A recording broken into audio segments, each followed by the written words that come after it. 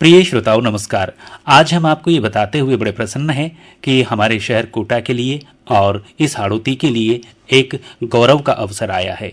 जी, हमारे इस कोटा शहर की बेटी अंजलि बिरला ने यूपीएससी की सिविल सर्विस परीक्षा में सफलता दर्ज की है। तो आइए आज उनसे बातचीत करते हैं और जानने की कोशिश करते हैं कि सिविल सेवा परीक्षा किस तरह की होती है, कितनी कठिन होती है और इसमें सफलता प्राप्त करने के लिए कितनी मेहनत करनी पड़ती है।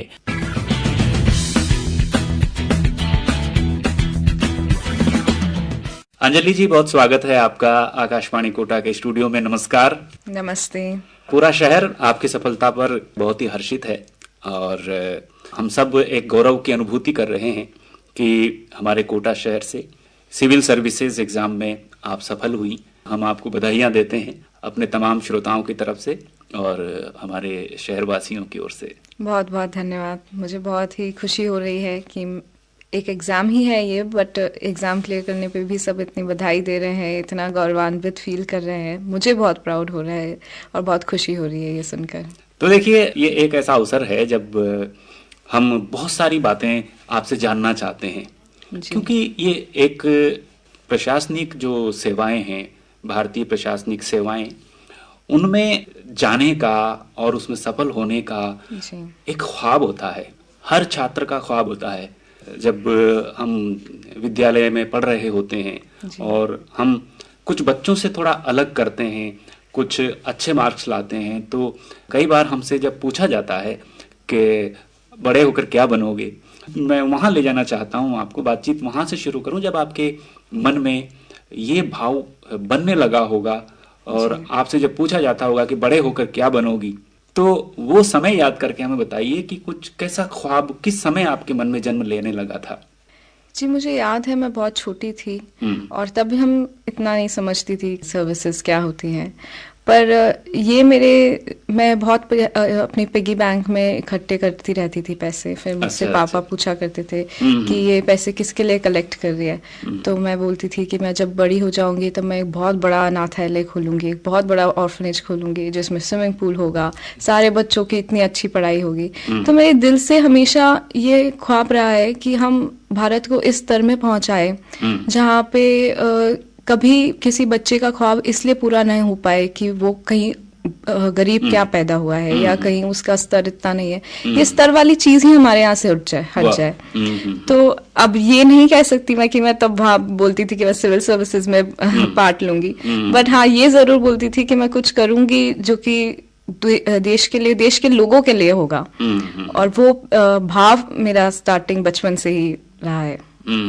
फिर आपकी स्कूली शिक्षा किस तरह हुई और उसमें जब आप के मार्क्स आने लगे होंगे, कुछ ग्रेड्स भी आती हैं उसमें, तो उनको देखकर आपके परिवार वाले और आपके जो टीचर्स थे वो क्या कहते थे उस समय?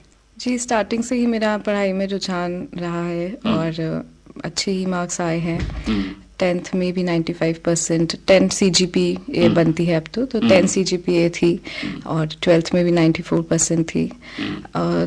तो नेचुरली टीचर्स को काफ़ी एक्सपेक्टेशंस थी एंड मैं बस यही चाहती थी कि मैं उनके एक्सपेक्टेशंस पे खड़ी उतरूँ। मेरे दादाजी, हमारे बड़े पापा, मेरे ताऊ जी, उन सबको भी बहुत एक्सपेक्टेशन थी। वो ज़रूर कहा करते थे कि कलेक्टर बनना तो मैं हंसती थी तब कि मैं बोला हाँ सोचेंगे। जी। अच्छा, देखिए, अब आजकल एक सोशल मीडिया एक बीच में बड़ी बाधा के रूप में, खास तौर से छात्रों के लिए मैं कह सकता हूँ कि उनके लिए बहुत बड़ी बाधा के रूप में, अडल्ट्स के रूप में आया है सोशल मीडिया। तो इसने कितना प्रभावित किया है? और जब आप सिविल सर्विस की तैयारी कर रही थी, चाहे वो लिखित परीक्षा हो, चाहे वो फिर बाद में इंटरव्यू वगैरह हो, तो इसमें आपने किस तरह सीमित किया अपने आप को, या ये भी चलता रहा और आपकी पढ़ाई भी करती रही? ये जरूर बताइए आप। जी नहीं, मैं सोशल मीडिया से 3 साल 2 से 3 साल बिल्कुल ऑफ थी, मतलब मैंने अच्छा। अपना डिलीट कर दिए थे सारे अकाउंट्स। वाह। जब मैंने अपना मन बनाया तभी मैंने डिलीट कर दिए थे। मैंने पुराना सा फोन ले लिया था और इनफैक्ट मैं तो अपने कमरे से बाहर नहीं निकलती थी।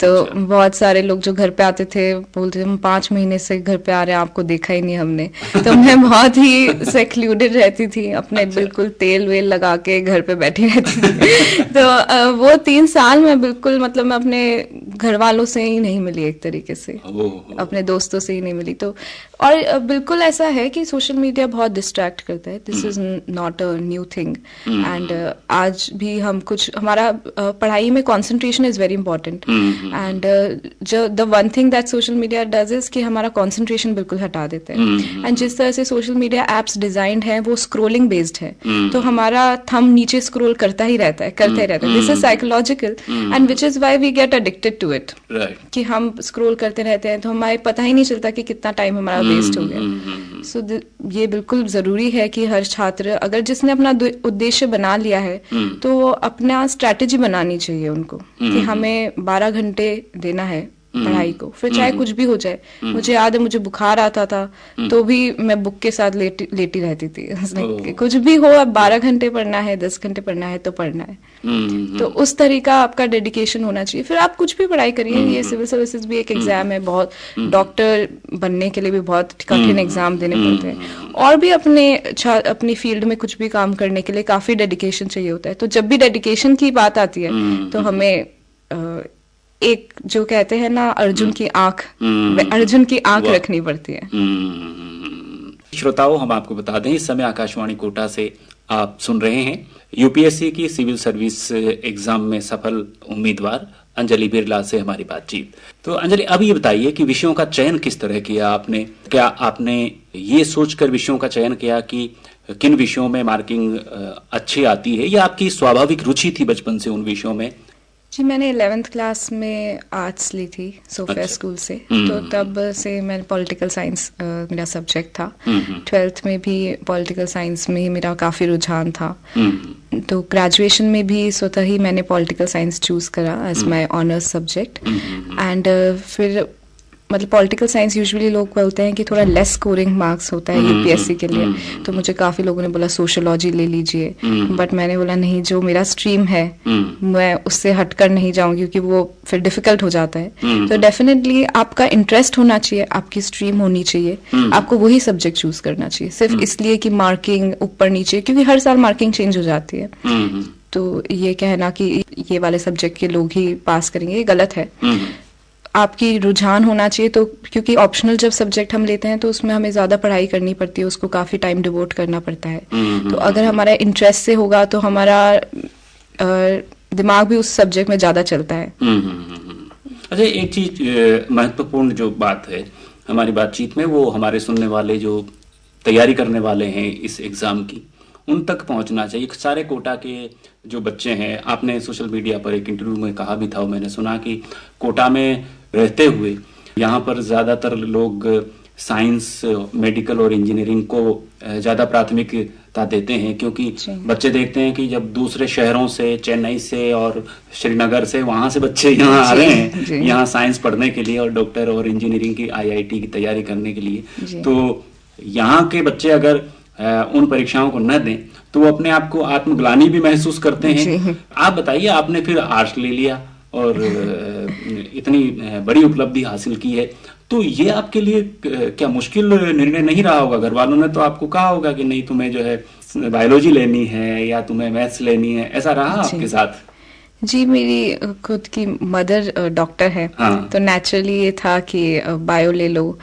मैंने 8th क्लास में रेजोनेंस भी ज्वाइन करी, वहाँ पे अच्छे नंबर आ रहे थे तो और पुश हुआ कि बायो ले लो। बट ओवर द इयर्स मुझे लगा कि मेरा सोशल साइंस में ग्रिप ज्यादा है, सोशल इश्यूज पे मेरा रुझान ज्यादा है। तो मैंने अपनी ये बात रखी और ये एक्सेप्ट हुई। बट हाँ, बहुत लोग कहते थे कि आर्ट्स से अच्छा दिमाग नहीं होगा टाइप्स, तो मैंने आर्ट्स विद मैथ्स ले लिया था।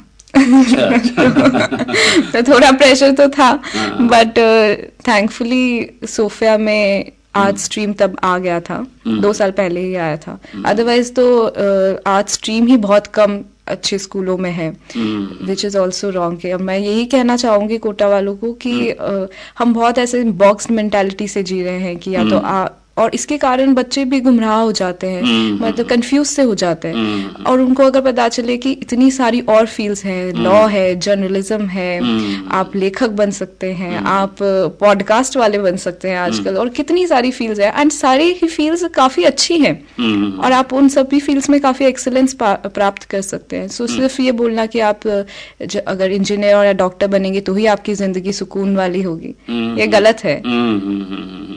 अच्छा, कई बार यहाँ पर हम देखते हैं कि कई बच्चे जो निराश हो जाते हैं तो कई ऐसे निर्णय ले लेते हैं जो उनके परिवार वालों के लिए भी दुखद होता है, हमारे शहर के लिए भी थोड़ा सा ठीक नहीं लगता। तो ऐसे बच्चों को आप, ऐसे छात्र छात्राओं को आप क्या कहना चाहेंगी कि जीवन कितना बड़ा होता है और एक छोटी सी परीक्षा, एक छोटी सी असफलता से घबराकर आप बहुत दुखद निर्णय ले लेते हैं। मेरे ख्याल से आप समझ रहे होंगे मैं क्या कहना चाह रहा हूँ जी। उन्हें क्या कहना चाहेंगे आप? जी, जब मेरा पहली फर्स्ट लिस्ट में नहीं हुआ था तब मुझे भी बहुत दुख हुआ था, तो मैं बिल्कुल फर्स्ट हैंड एक्सपीरियंस कर चुकी हूँ कि कैसा लगता है कि, और बट तब मैंने अपने आप को यही सोचा, और मैंने एंटायर एग्जामिनेशन प्रोसेस में यही अपने आप को बोला था कि ये सिर्फ एक एग्जाम है। और आज भी मैंने फर्स्ट सेंटेंस इस शो पे भी यही बोला कि ये सिर्फ एक एग्जाम है। तो जो पास वाले लोग होते हैं, जिनको सक्सेस मिल गई है, उनको भी यही बोलना चाहिए कि ये सिर्फ एक एग्जाम है। इसको हम इतना नहीं बनाए कि जो फेल होता है उसको इतना बुरा लगे कि भाई उसने क्या जिंदगी से खो दिया है। और उस समय पे अपने पेरेंट्स से हमको बहुत बातें करनी चाहिए, हमें जो भी हमारे से क्लोज है उनसे हमको दिल खोल के बातें करनी चाहिए। हमें अपने आप को क्योंकि जब मेरा नहीं हुआ था तो एकदम से ऐसा लगता है कि हम चुप हो जाएं, हम किसी से बात ना करें, रूम में बंद कर लें। वो गलत है, क्योंकि जब हम ऐसा करते हैं तो कोई हमारे पास आएगा भी नहीं। जब सक्सेस होती है तो दुनिया जहां से लोग आ रहे हैं, जब फेलियर थे तो किसी ने पूछा भी नहीं। आपको कोई सच्ची बता रही हूँ मैं। तो हमें बहुत ऐसा लगता है कि हमसे कुछ बात नहीं करना चाह रहा, हम रिजेक्ट हो गए। फीलिंग ऑफ रिजेक्शन, कहीं से भी रिजेक्शन आए, बहुत हैवी टू टेक होती है। एंड नो मैटर हम कितना भी एज ग्रुप हो, वो भारी बुरा तो लगता ही है। हम नेताओं में, हम पापा इलेक्शन जब लड़ते हैं उनकी भी दग दग रहती है। तो irrespective of age group, and फिर जब हमारे अभी तो बच्चे सिर्फ 17-18 साल के होते हैं जो इतने कॉम्पिटिटिव एग्जाम्स फेस कर रहे हैं। मैं खुद 22 साल में कॉम्पिटिटिव एग्जाम फेस करा। और जो भी आपके आसपास के जो बच्चे हैं, आप उनके पास जाइए, उनसे बात करिए, उनसे बोलिए एग्जाम ही है। वो सुनकर अच्छा लगता है कि हमें आप पे विश्वास है, जिंदगी बहुत बड़ी होती है। ये सब बातें हम सोचते हैं अरे पता ही होगी, वापस क्या बोले, पर बहुत अच्छा लगता है। ये ना पूछिए कि आप क्या कर रहे होगे अब जिंदगी में, अब आगे क्या प्लान है। इससे बढ़ के ये पूछिए कैसे हो तुम, तुम्हें कैसा लग रहा है। ये हमें मेंटालिटी चेंज करनी है। तो श्रोताओ, आप इस समय आकाशवाणी कोटा से सुन रहे हैं सिविल सर्विसेज एग्जाम में सफल कोटा की होनहार बेटी अंजलि बिरला से हमारी बातचीत। अंजलि, मैं अब थोड़ा परिवार की तरफ आना चाहता हूँ। आपका एक संयुक्त परिवार इतना बड़ा है कि जिसको देखकर हर किसी को एक गर्व की अनुभूति होती है। और आपके परिवार में जो लोग हैं, चाहे वो ताऊ जी हों, चाहे आपके चाचा जी हों, सब लोग अपने अपने क्षेत्र में बड़ा नाम कर रहे हैं। और पापा ने तो पूरे देश में और विश्व में इस कोटा का बहुत बड़ा नाम किया है। वो माननीय लोकसभा अध्यक्ष के पद पर कार्यरत हैं। तो ये जो परिवार का माहौल आपको मिला, ये आपके लिए किस तरह सहायक रहा? किन लोगों से आपने क्या क्या सीखा? जी, परिवार की वजह से ही सारा स्नेह मिला जी। और वो बच्चे के लिए बहुत इम्पोर्टेंट होता है। जब हम स्टार्टिंग में होते हैं वो कॉन्फिडेंस बिल्डिंग होता है जो मेजर होते हैं। तो जो स्नेह मिला, जो सब इतने प्यार से बात करते थे और सबको इतने आगे बढ़ते हुए देखा, तो उससे कॉन्फिडेंस मिला कि हम भी कुछ कर सकते हैं। हमारे ताऊ जी इतने समाज सेवी रहे, हमारा पूरे घर का रुख समाज सेवी में रहा। तो ये लगा कि हाँ, हम देकर जो खुशी मिलती है वो लेकर पाकर अपने घर पे तिजोरी भरकर नहीं मिलती है। तो ये देखकर इंस्पिरेशन तो कंटिन्यूसली मिली है। अच्छा, माँ आपकी जो है एक चिकित्सक हैं, सबसे ज्यादा नजदीक जो बच्चे होते हैं माँ के नजदीक होते हैं, पापा आपके बहुत बिजी हैं, पिताजी और माँ का दोनों का, कितना समय आपको इस दौरान दोनों ने दिया? जी, मम्मी ने तो पूरा ही समय दिया। उन्होंने, जब मैं प्रिपेयर कर रही थी तो वो डेपुटेशन लेकर दिल्ली आ गई थी, तो वो दिल्ली में मेरे साथ रहती थी और खाना पीना सबका ध्यान तो वो रखती ही थी। बट बियॉन्ड दैट साइंस भी एक सब्जेक्ट होता है सिविल्स में, तो हमने उनको दे दिया था कि आप हमें साइंस पढ़ाओ तो वो मुझे साइंस भी पढ़ाती थी। फिर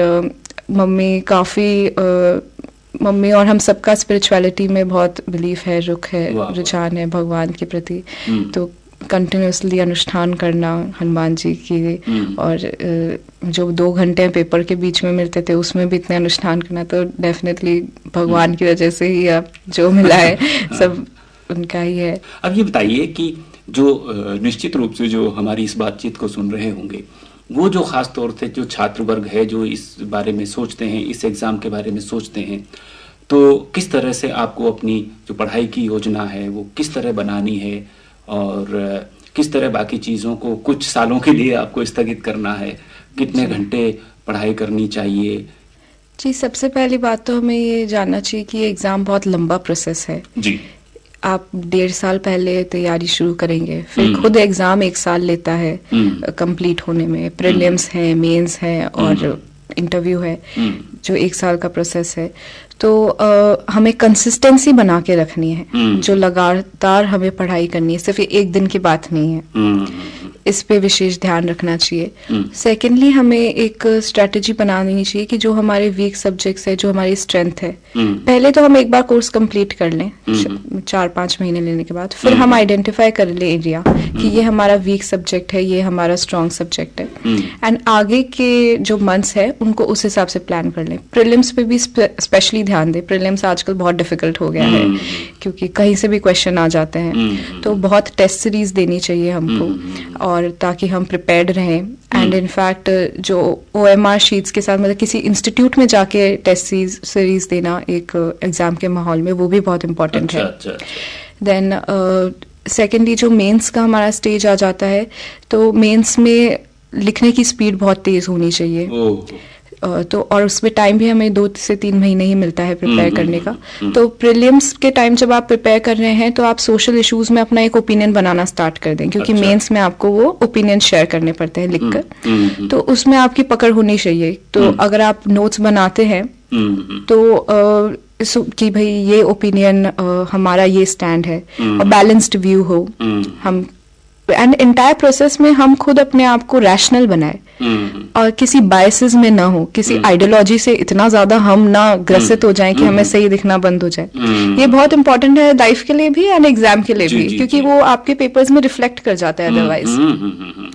एंड इंटरव्यू में भी ओपिनियन अपना रखना, and free from ideological biases, एकदम रैशनली और लॉजिकली आप अपना पॉइंट रखें, ये काफी महत्व है। अच्छा, इंटरव्यू के बारे में बताइए। इंटरव्यू के बारे में बड़ी इसमें रुचि होती है लोगों की। जाहिर सी बात है, आजकल चीजें सोशल मीडिया पर बहुत ज्यादा चल रही हैं, तो कई बार ऐसा पूछा जाता है कि आप यहाँ तक आए, इंटरव्यू का जो कमरा है वहां तक आए, तो रास्ते में जितनी सीढ़ियां चढ़कर आए आप, तो कितनी सीढ़ियां हैं? ऐसा सवाल आता है क्या? ऐसा वास्तव में ऐसा आपसे पूछा गया कभी ऐसा सवाल? जी नहीं, ऐसे सवाल यूजुअली नहीं पूछे जाते हैं वो क्योंकि अट्रैक्टिव लगे इसलिए सोशल मीडिया पे ज्यादा चलते हैं। परंतु जनरली आपका IQ चेक होता है इंटरव्यू में। आप किस तरह से अपने प्रेजेंट कर रहे हैं व्यूज, आप कॉन्फिडेंस के साथ बोल रहे हैं या नहीं बोल रहे हैं, आप किसी आर्ग्यूमेंट में ना फंस जाए पैनल के साथ, या आप पैनल की बात ही नहीं सुने, सिर्फ अपनी अपनी बात बोले। तो दोनों सार मतलब पर्सनालिटी टेस्ट होता है आपकी, वहां पर नॉलेज टेस्ट नहीं होता है इतना, क्योंकि नॉलेज मेंस में आपकी चेक हो गई है। आपने लिखित में अपना सब बता दिया है कि ताजमहल क्या है, इसे क्या है, सब आपका लिखित में आपकी लिखित चेक हो गई। प्रीलिम्स भी बहुत फैक्चुअल है, इनफैक्ट प्रीलिम्स में भी काफी नॉलेज बेस्ड है। सो मेंस में और प्रीलिम्स में नॉलेज आपकी पूरी टेस्ट हो जाती है। इंटरव्यू इज मोर मेजरली कि आप कैसे रिएक्ट कर रहे हैं। सो वो आपसे ऐसे क्वेश्चन पूछें ये कि जो आपको थोड़ा ऐसे जैसे मुझसे पूछा था लद्दाख में कितनी डिस्ट्रिक्ट है, आउट ऑफ नोवेयर मैं भी अचंभित हो गई कि भाई सरप्राइज हो गई कि इसका आंसर तो मुझे नहीं आता। पर आपको ये समझना चाहिए कि आपको नहीं आएंगे कुछ आंसर्स, तो वो आपको जानबूझ के ऐसे क्वेश्चन पूछे जाते हैं ताकि आपको स्ट्रेस में डाल, फिर वो देखें कि देखो क्या ये कैसे रिएक्ट करते हैं। तो आपको कामली उनको बोल देना चाहिए कि सर हम अभी ये हम रिकॉल नहीं कर पा रहे हैं। पर हाँ बहुत रैंडम क्वेश्चन पूछे जाते हैं जो आप एकदम शॉक हो जाते हैं। तो क्या एक कैंडिडेट को किस तरह अपने आप को अभिव्यक्त करना चाहिए? अगर मान लीजिए उसे कुछ नहीं आ रहा है जवाब, तो उसे किस तरह से वो अपनी कमी को या अपनी अज्ञानता को किस तरह प्रस्तुत करे? सबसे पहले पोलाइट होना चाहिए। अच्छा, हमें उनका पूरा क्वेश्चन सुनना चाहिए। कई कैंडिडेट्स बहुत उतावले होकर काट देते हैं, जो कि हमें भी पसंद नहीं आएगा। मैं आपकी बात काटूं तो आपको भी पसंद नहीं आएगा। सो हमें पूरा उनका क्वेश्चन सुनना चाहिए। हमें अपना समय लेना चाहिए। अगर हमें लगता है कि हम रिकॉल कर सकते हैं विद इन 30 सेकेंड्स, देन आप समय लीजिए। और फिर अगर आप नहीं रिकॉल कर रहे तो विद अ स्माइल आप पोलाइटली रिफ्यूज करिए, sorry sir I am unable to recall. And वो बिल्कुल एक्सेप्ट करते हैं, क्योंकि हर कोई सब कुछ नहीं जान सकता, ये वो खुद भी जानते हैं। देश में बहुत तेजी से बदलाव हो रहा है और लोग इंतजार नहीं करते हैं। उन्हें अपने गांव में वो सारी सुविधाएं चाहिए जो शहर के लोग उपभोग कर रहे हैं, जिन सुविधाओं का, क्योंकि जब शिक्षा बढ़ती है तो लोगों की अपेक्षाएं बढ़ती हैं। आप उनको उस हाल में बरसों तक नहीं छोड़ सकते। जो आर्थिक असमानता अभी ग्रामीण क्षेत्र में और शहरी क्षेत्र में है, ये बहुत ज्यादा दिनों तक इसको हम नहीं साथ में लेकर चल सकते। आपको क्या लगता है कि हमारे देश में जो ग्रामीण क्षेत्र का विकास है वो किस तरह से होना चाहिए ताकि जो आर्थिक असमानता है उसे दूर किया जा सके?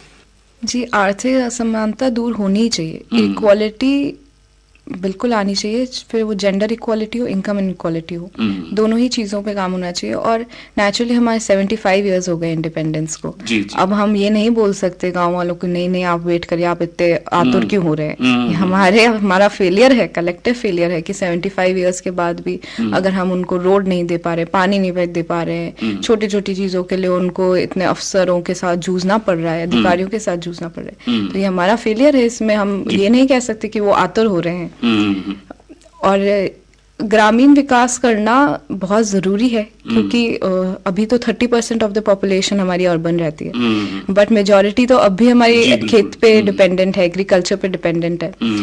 एग्रीकल्चर में इन्वेस्टमेंट जरूरी है। हम कैपिटल इन्वेस्टमेंट नहीं करेंगे तो इतनी प्रोडक्टिविटी नहीं आएगी। हम दूसरे देशों में देखिए, इजराइल का ही एग्जांपल ले लीजिए, वहाँ पे जो प्रोडक्टिविटी है वो हमसे इतनी ज्यादा हाई है। ऑस्ट्रेलिया कहीं से भी एग्जांपल ले लीजिए। तो कैपिटल इन्वेस्टमेंट बहुत जरूरी है, बहुत ज्यादा मायने में जरूरी है गांव में।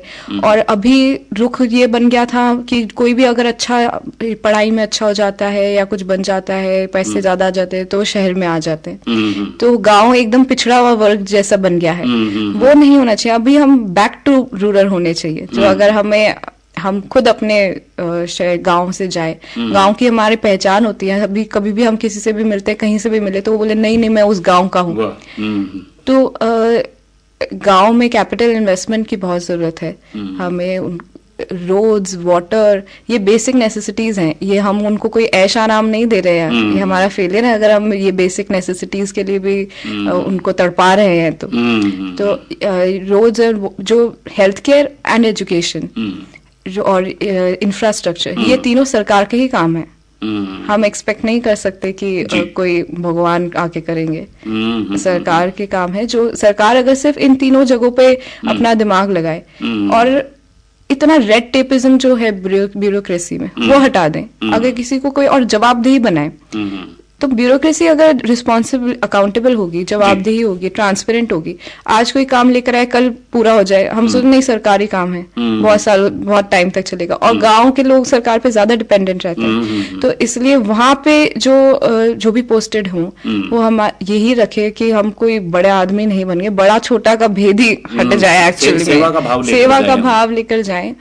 जो हमारी एग्रीकल्चर है, पूरा हमारा ग्रामीण क्षेत्र की अर्थव्यवस्था उस पर निर्भर है। जी।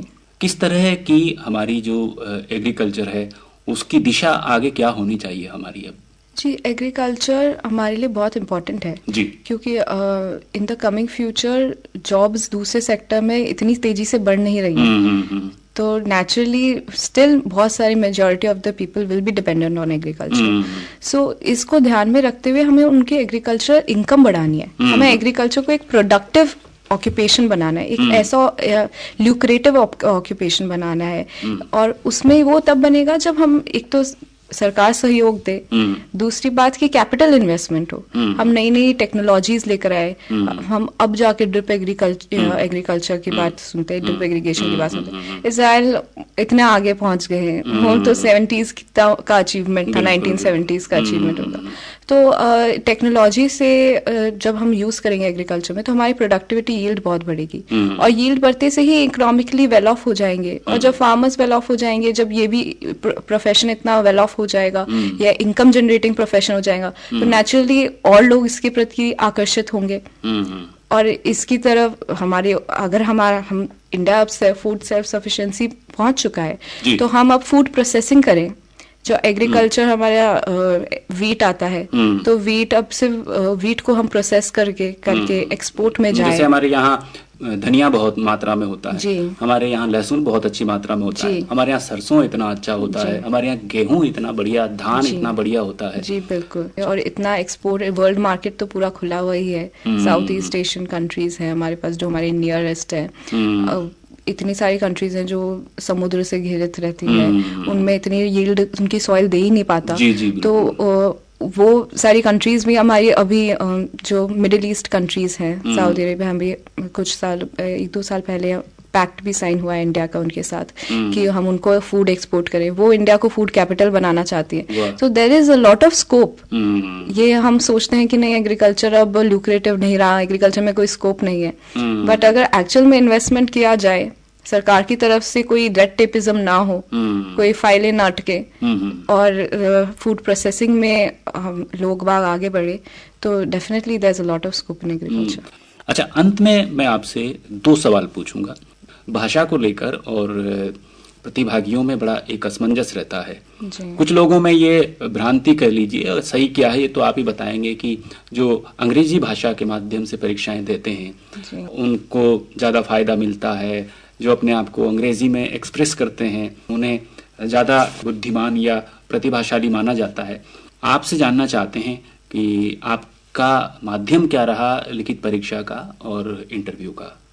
जी, मेरा माध्यम इंग्लिश था, क्योंकि मेरी एजुकेशन पूरी इंग्लिश में हुई, मगर ये हम मानना कि वो अपने आप को ज्यादा एक्सप्रेस कर सकते हैं अच्छे से, या वो ज्यादा बुद्धिमान है, ये बिल्कुल गलत है। ये कॉलोनियल माइंडसेट है एक्चुअली। अच्छा। क्योंकि हमारे ब्रिटिशर्स इंग्लिश में बात करते थे, तो हम सोचते हैं ब्रिटिश हाई क्लास, हम लोअर क्लास। ये एक माइंडसेट जो रविन्द्रनाथ टैगोर जी बोले थे कि ब्रिटिशर्स चल जाएंगे लेकिन अपने साथ अपने पीछे इतना धूल छोड़ जाएंगे कि वो साफ करते करते भारतीयों को बहुत समय लग जाएगा, जो कि सही है। ये एक कॉलोनियल धूल है जो हम सोचते हैं कि भाषा वो ज्यादा इंटेलिजेंट है अगर वो इंग्लिश में बोल रही है तो, और ये कम है अगर हिंदी में बोल रही है। सारी भाषा सिर्फ एक माध्यम है अपने आप को एक्सप्रेस करने के लिए, इररिस्पेक्टिव ऑफ द लैंग्वेज। अगर आप किसी भी लैंग्वेज में आपका अच्छा कमांड हो तो वो बहुत अच्छी बात है, क्योंकि आप अपने विचार अच्छे से रख पाते हैं। एंड रही बात यूपीएससी की, तो ये गलत है कहना, क्योंकि इंटरव्यू दोनों मीडियम्स में होते हैं। अच्छा। सारे एग्जाम दोनों मीडियम्स में होते हैं, एंड जो सारे क्वेश्चन भी आते हैं वो भी दोनों मीडियम के आते हैं। तो यूपीएससी काफी फेयर है इस प्रोसेस में कि वो इक्वल अपॉर्चुनिटी दे दोनों मीडियम को।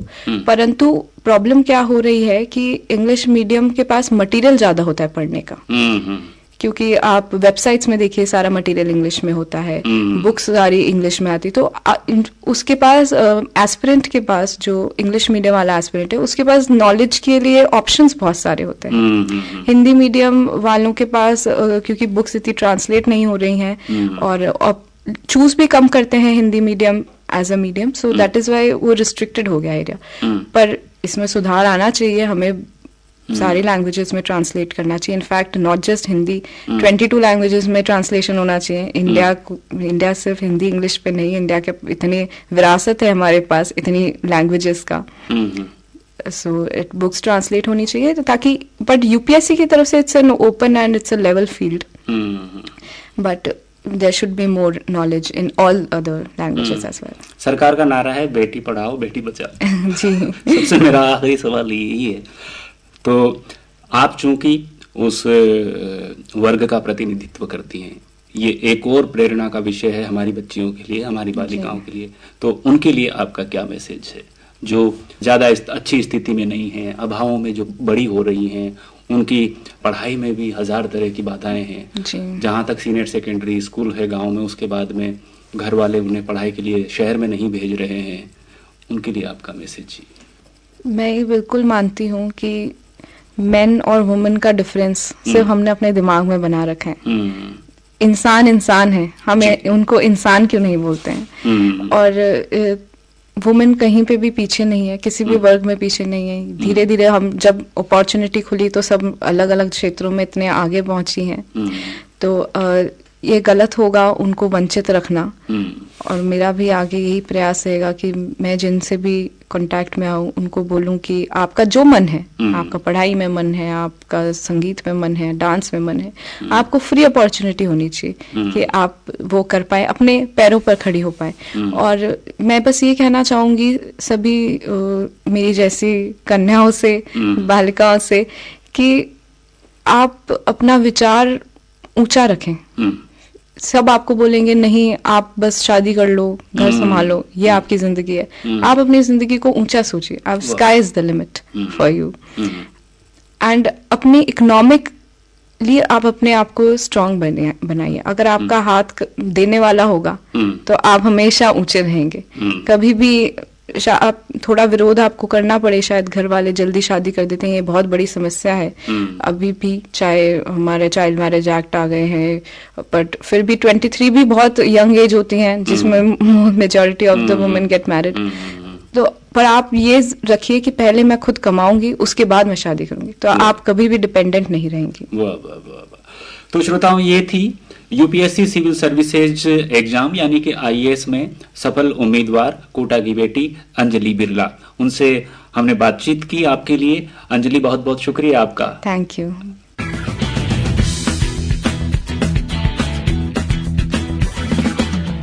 आप सभी ने इस कार्यक्रम को सुना। अपनी प्रतिक्रियाएं भेजने के लिए आप हमें मेल कर सकते हैं। हमारे मेल आईडी है airkota@gmail.com या फिर enjoyairkota@gmail.com। श्रोताओं, अभी आप सुन रहे थे यूपीएससी की सिविल सेवा परीक्षा में सफल कोटा की उम्मीदवार अंजलि बिरला से हमारी बातचीत। कार्यक्रम में मार्गदर्शन केपी मीणा का, संयोजन हरिओम मीणा का, संपादन और भेंटकर्ता रामनारायण मीणा। अब अनुमति दीजिए। नमस्कार।